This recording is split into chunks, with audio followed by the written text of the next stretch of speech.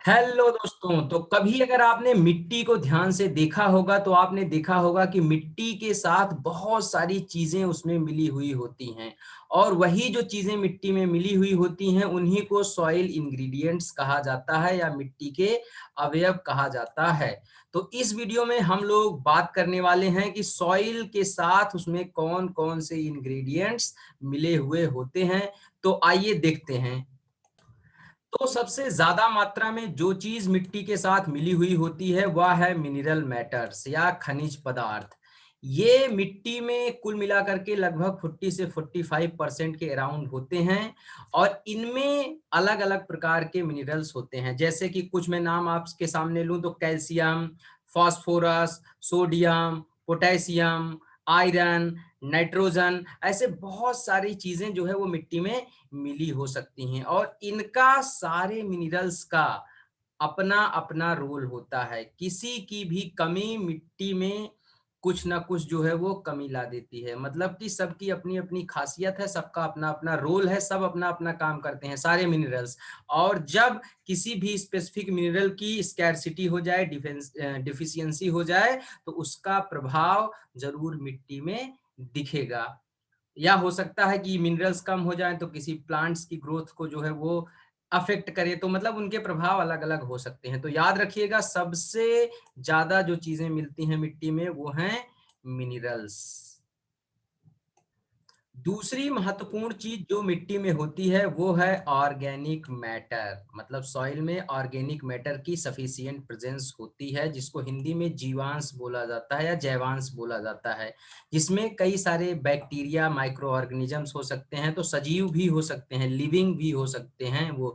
तो लिविंग या non living organic matter मिट्टी में रहते हैं, जो कि टोटल इंग्रेडिएंट्स का मतलब सॉइल का 5 to 12% कॉन्स्टिट्यूशन करते हैं। मतलब इतने प्रतिशत वो सॉइल में होते हैं। अब ये ह्यूमस या ऑर्गेनिक मैटर जिनको हम बोलते हैं वो आते कैसे हैं?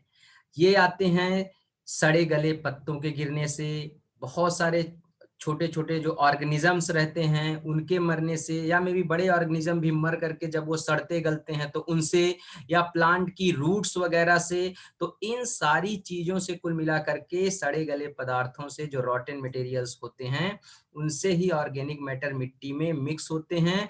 और ये प्लांट्स की ग्रोथ के लिए बहुत महत्वपूर्ण होते हैं। जिस मिट्टी में अच्छी खासी क्वांटिटी में ऑर्गेनिक मैटर होते हैं वो सॉइल एग्रीकल्चर के लिए भी बहुत अच्छी होती है। हाँ, लेकिन अगर एक्सेस हो जाएंगे ऑर्गेनिक मैटर तो सॉइल का नेचर एसिडिक हो जाएगा।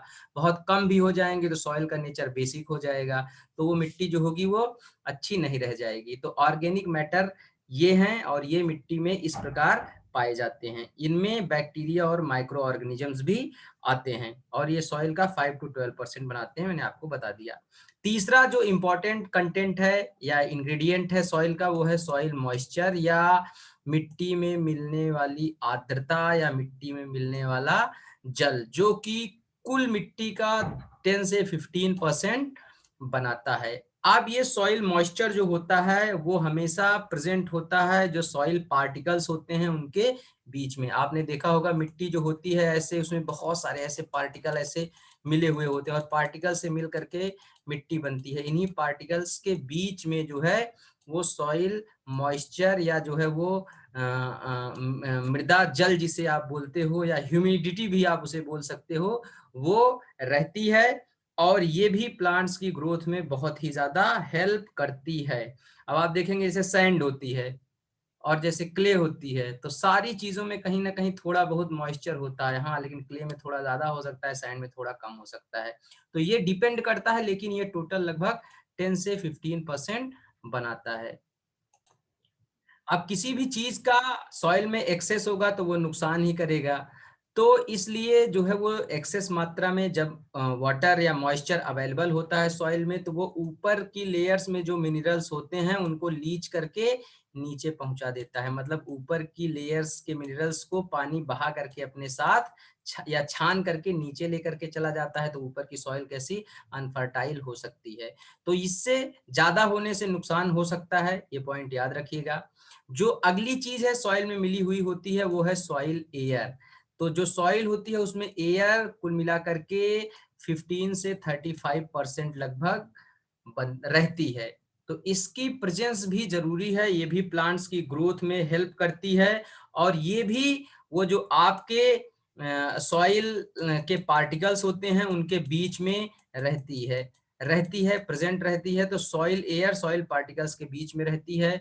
इसी सॉइल पार्टिकल्स के बीच में आपका वाटर भी हो सकता है, या मे भी हो सकता है वाटर जो है वो थोड़ा सा मतलब मिट्टी को गीला करके सॉइल के पार्टिकल्स के साथ मिल भी सकता है, लेकिन एयर जो होती है वो पार्टिकल्स में मिलती नहीं है, वो हमेशा पार्टिकल्स के बीच में रहती है। तो ये थोड़ा सा ध्यान दीजिएगा।